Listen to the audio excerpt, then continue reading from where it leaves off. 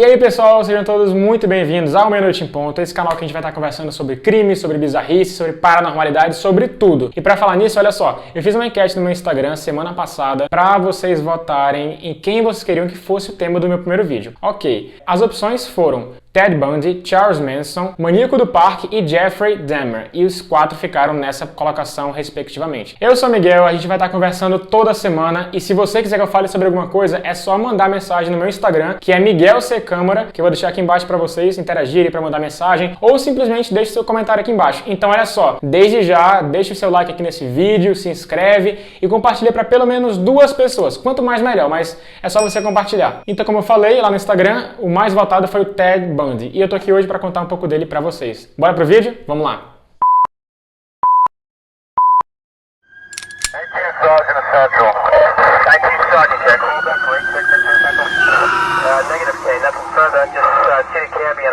Meia-noite em ponto. Então, pessoal, Theodore Robert Bundy nasceu no dia 24 de novembro de 1946, em Burlington, Estados Unidos. Ele foi criado pelos seus avós, que se passavam por seus pais, e a sua mãe biológica se passava por sua irmã. Tudo porque ela teve um caso com um militar das Forças Armadas, que naquela época era um tabu uma mulher criar um filho sozinha. Então, para preservar a identidade da família e de sua filha, o casal resolveu criar o Ted como seu próprio filho. Ao longo do tempo, Ted foi presenciando muitos ataques do seu avô com a sua avó, muitos ataques de explosão, ele batia muito na sua mãe e Ted foi crescendo traumatizado e antissocial e não sabendo como fazer amigos, porque ele não sabia o que era necessário para manter uma amizade. Tanto que no ensino médio ele chegou a ser investigado 2 vezes por roubo, mas depois com o tempo ele teve a sua ficha limpa quando atingiu a maioridade. Chegou um tempo que a Louise, que é a mãe de Ted, que se passava por sua irmã, decidiu sair de casa por conta desses conflitos, estava um caso realmente muito turbulento, então ela casou com o John Culpeper Bundy, daí o nome Ted Bundy, né? Vocês entenderam. E levaram Ted junto com os dois. Na época, Ted tinha 5 anos e para ele era um trauma enorme ter que sair de perto de seus pais para ir morar com, até então, irmã e o seu marido.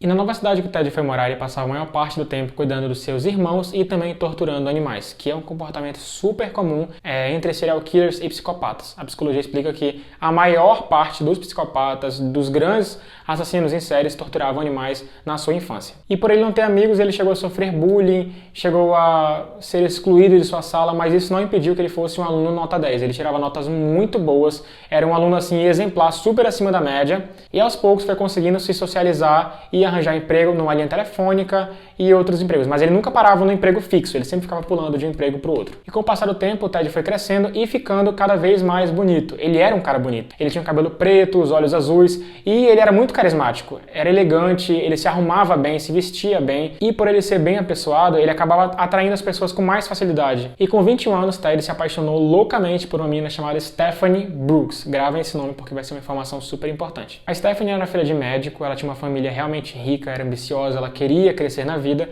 porém o Ted não era tanto assim, e ela foi começando a enxergar esse lado meio obscuro no Ted e foi se afastando até o ponto de terminar. O namoro durou pouco mais de 1 ano e assim que eles terminaram, o Ted se afundou numa depressão profunda. Ele realmente trancou a faculdade, começou a beber e não queria mais saber de nada. Ele tentava a todo custo reatar o namoro, mas nunca dava certo porque ela estava realmente certa na decisão dela. E nesse mesmo ano, Ted descobriu que a sua mãe biológica era na verdade sua irmã. Para ele foi um choque muito grande saber que os seus pais de verdade eram seus avós e a sua irmã era sua mãe. Então ele ficou muito traumatizado com toda a situação. E por causa disso ele desenvolveu uma certa frieza, um certo controle, um certo... O que você está fazendo? Você está rindo?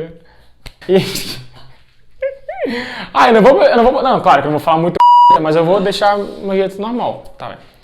E nesse mesmo ano, Ted descobriu o segredo principal da família, que a sua irmã era na verdade sua mãe e os seus pais eram seus avós. Então por causa disso ele ficou muito puto e teoricamente desenvolveu uma certa frieza, um certo desejo de sempre manter tudo no seu controle. Então ele voltou para a faculdade e depois ele continuou e se formou em 1971 em psicologia. Daí você vê a ironia, né? Ted Bundy como psicólogo, né? Então, Ok. Foi mais ou menos nessa mesma época que ele conheceu Elizabeth Klopfer, que em algumas enciclopédias, em alguns documentos, é descrita como Meg Anders. Por quê? A autora que escreveu o livro Ted Bundy, ela, para preservar a identidade da Elizabeth, acabou dando um certo pseudônimo para ela, para fazer com que a imprensa não caísse em cima dela, como sempre fazia. E então, Ted se apaixonou por Elizabeth e eles foram morar juntos, casaram, e a Elizabeth já tinha uma filhinha de um outro relacionamento que via como Ted uma figura paterna. Então, para ele, assim, ele estava vivendo um momento muito feliz de sua vida, com a mulher e a sua filhinha. E ao mesmo tempo que ele estava com a Elizabeth, ele mantinha contato com a Stephanie, lembra que eu falei? Então, assim, ele era obcecado por ela e tentava a todo custo uma reconciliação, apesar de já estar com a Elizabeth. Então, né, muito louco isso aí. Foi então em 1974 que Ted começou a estudar Direito na Universidade de Utah, que era uma faculdade muito próxima à casa dele. E não por coincidência, muitas meninas começaram a desaparecer por essa área de Washington e Oregon, que são estados muito próximos à casa de Ted. Foi a partir daí que a sua onda de crimes começou. Ted começou a atrair mulheres e meninas que basicamente tinham a mesma aparência de Stephanie Brooks. Lembra que eu falei pra vocês? Meninas brancas do cabelo partido ao meio e que lembravam muito a sua ex-namorada, do qual ele tinha uma certa mágoa. Porém, Carol Darront foi uma sobrevivente a um dos ataques de Ted. Ela entrou numa luta corporal com ele dentro de seu carro e ela conseguiu fugir. E assim que ela fugiu, ela contatou os policiais e, depois de todos os exames, foi encontrado sangue do Ted na jaqueta da Carol. E o Ted era muito cara de pau. Poucas horas depois de atacar Carol, ele atacou outra menina de 17 anos, algumas horas depois, gente. E foi mais ou menos nessa mesma época que pedestres encontraram um cemitério de ossos no meio da mata. Então, assim, todas as ossadas que foram encontradas lá, elas eram compatíveis com meninas que estavam desaparecidas nos campos de Utah, em Washington, em Oregon, tudo com a autoria do Ted. E depois de muitas investigações, chegaram a uma conclusão, depois de retrato falado e depoimentos, de que havia um homem chamado Ted que estava abordando meninas. E assim, pessoal, eu não sei se vocês sabem, mas basicamente todo assassino em série tem uma identidade, uma assinatura, melhor dizendo, que é chamado o modus operandi, que é a forma como ele atua, que é a forma como ele aborda, seja porque, ele vai e corta um dedo, ele arranca o cabelo. E o Ted, ele, como era um homem muito bonito, geralmente chegava com o braço enfaixado, uma perna, como se estivesse contundido, para poder atrair as suas vítimas. E as vítimas aí não tinham uma malícia, via um homem normal, bonito, machucado, pedindo ajuda para levar alguma coisa para o seu carro. Lá ele realmente mostrava quem ele era, ele batia, ele amarrava, algemava, até realmente levar para algum canto onde ele estrangulava, estuprava e matava. E algumas das vezes ele cultivava o corpo já morto e praticava necrofilia, que eu vou pedir para colocar a definição aqui para vocês, tá? Então, pessoal, o Ted fez muitas vítimas, mas algumas sofriam muito mais do que outras, que é o caso da Melissa Smith. Ela foi encontrada com o crânio totalmente esmagado e machucados por todo o corpo. Então, assim, é tudo bem tenso mesmo, como que um ser humano ele consegue realmente, sabe, um ato tão bárbaro como esse. E foi só em 1975 que ele foi preso acidentalmente, tá? Porque o policial estava fazendo uma operação normal de trânsito e, inclusive, o oficial de trânsito Bob Hayward estava perseguindo o carro de Ted porque ele achou tudo muito suspeito. Um carro disparar, não parar no sinal vermelho e realmente desobedecendo todas as leis de trânsito. E, inclusive, quando parou, encontrou muita coisa sinistra no carro do Ted. Ele encontrou então um picador de gelo, pé de cabra, algemas, uma meia calça com um buraco para os olhos e vários itens aí questionáveis que, tipo, ninguém tem usualmente, né? Foi aí então que Ted Bundy foi preso e chamaram quem? A Carol Darront para fazer o reconhecimento do suspeito. Assim que a Carol encontrou o Ted na delegacia, ela confirmou e tinha certeza que era ele. E a partir disso, o Ted foi encaminhado para a prisão e foi detido, acusado de tentativa de sequestro. Posteriormente, ele também foi acusado pela morte de Karen Campbell, de 23 anos. Enquanto ele estava na prisão em Utah, ele foi transferido para Garfield, em Colorado. E como ele era formado em direito, ele decidiu então se defender. Ele pediu autorização do juiz para entrar no caso e atuar como seu próprio advogado e ter acesso à biblioteca. E foi lá que ele fez a sua primeira fuga. Foi então no tribunal em Pitkin, em Aspen, no Colorado, que ele teve acesso à biblioteca, estava estudando, e como lá não era uma área muito supervisionada, não havia muita guarda lá por perto, ele acabou pulando da janela do segundo na biblioteca e correndo para as montanhas do Aspen, onde ele encontrou uma cabana e acabou morando lá por 6 dias. A fuga não durou muito tempo porque a polícia encontrou ele devido a um carro roubado, e assim que ele foi preso, foi visto que ele perdeu 11 quilos, porque ele passou fome e frio nessa cabana enquanto ele estava foragido. Então ele foi encaminhado novamente para a prisão e no dia 30 de dezembro de 1977, que era aí muito próximo às festividades do fim de ano. Ele aproveitou que não tinha muita guarda, que não tinha muitos funcionários, carcereiros, e ele acabou bolando um plano muito louco. Tava treinando muito, tava realmente cuidando muito do físico dele, que aparentemente era algo super normal para os policiais, mas que na verdade era tudo um plano de fuga. Ele empilhou livros por cima da cama e cobriu para parecer que era um corpo e saiu pelo telhado da prisão. Nisso que ele saiu pelo telhado, ele achou a roupa de um dos carcereiros que não estava lá no local, colocou e saiu na moral pela porta da delegacia. Depois disso, Ted foi até Chicago, depois de pegar uma carona, um ônibus e até um voo. Ele passou por um nome de Chris Hagen para poder entrar numa pensão e ficar lá por uns dias. E uma semana depois, basicamente, ele invadiu a fraternidade Chi Omega, que, não sei se sabe, mas basicamente, fraternidade lá nos Estados Unidos é como se fosse um local onde os universitários ficam para poder ir estudando, né, onde eles moram, basicamente. E foi lá na Universidade da Flórida que ele matou 2 estudantes. Foi o calvário do Ted, porque uma das vítimas que ele matou, ele mordeu com muita força as nádegas e o mamilo do Ted. Do Ted, nada a ver, né? E ele só não matou as outras meninas porque uma amiga dela chegou bem na hora, à noite, e ela viu que alguém correu pela lateral e se escondeu com um pedaço de pau na mão. Então ele fugiu e nunca mais foi visto por essas meninas. Karen Chandler teve a sua mandíbula quebrada, o seu crânio, seus dedos esmagados, então realmente foi algo assim muito horrível. E a outra menina, Kathy, tinha um sangramento intenso. Então assim, elas só não morreram mesmo porque a amiga dela chegou bem na hora, impedindo que o Ted matasse as 4.